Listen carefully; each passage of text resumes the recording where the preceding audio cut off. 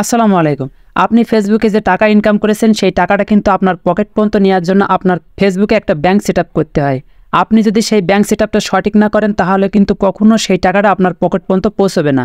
তাছাড়া আপনার ফেসবুকে যদি অন্য কারোর ব্যাংক সেটআপ আপনি ভুলবশত করে ফেলেন বা ব্যাংক সেটআপটা যদি সঠিক না হয় তাহলে কিন্তু আপনি অনেক বড় সমস্যার মধ্যে পড়ে যাবেন, কারণ আপনার সেই টাকাটা আপনার পকেট পর্যন্ত পৌঁছবে না। তো আপনি কীভাবে বুঝবেন যে আপনার ফেসবুকে যে ব্যাংক সেটআপ করেছেন সেটা সঠিক হয়েছে কিনা, আজকের ভিডিওতে আমি সেটা দেখাবো।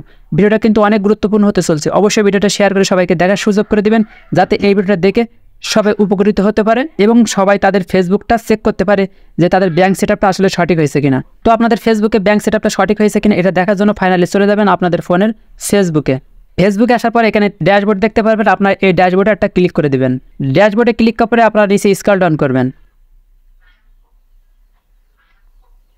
এখান থেকে আপনারা এই পে আউট অপশনটাই ক্লিক করবেন। যদি আপনাদের পে আউট অপশনটা এখানে না থাকে তো এখান থেকে আপনারা এই সি মোর অপশনটায় ক্লিক করবেন।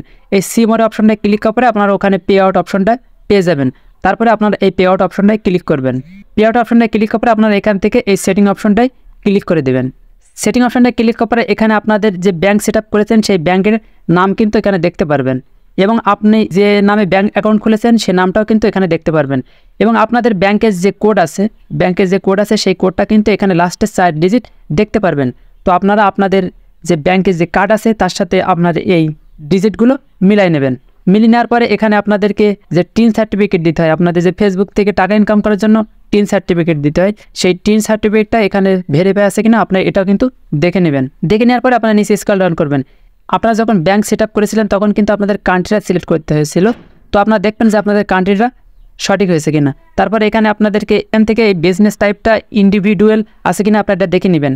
তারপরে আপনাদেরকে আপনাদের যে ফোন নাম্বার আছে সেই ফোনটা নাম্বারটা সঠিক আছে কিনা আপনারা এখান থেকে দেখে নেবেন এবং আপনাদের ফেসবুকে যে ইমেল অ্যাড্রেসটা আপনারা দিয়েছেন সেই ইমেল অ্যাড্রেসটা সঠিক আছে কিনা আপনারা এখান থেকে দেখে নেবেন। দেখে নেওয়ার পরে আপনারা নিচে স্ক্রল ডাউন করবেন।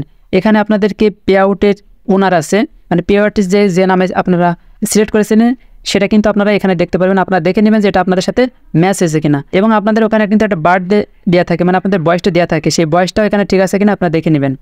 দেখে নেওয়ার পরে এখানে আপনাদের যে অ্যাড্রেস আছে এই অ্যাড্রেসটা সঠিক আছে কিনা আপনারা দেখে নেবেন এবং আপনাদের যে পে আউটের যে বিজনেস অ্যাকাউন্ট আছে সেই বিজনেস অ্যাকাউন্টটা কিন্তু আপনারা এখানে দেখতে পারবেন। দেখে নেবেন যে আপনাদের বিজনেস অ্যাকাউন্টটা সঠিক আছে কিনা।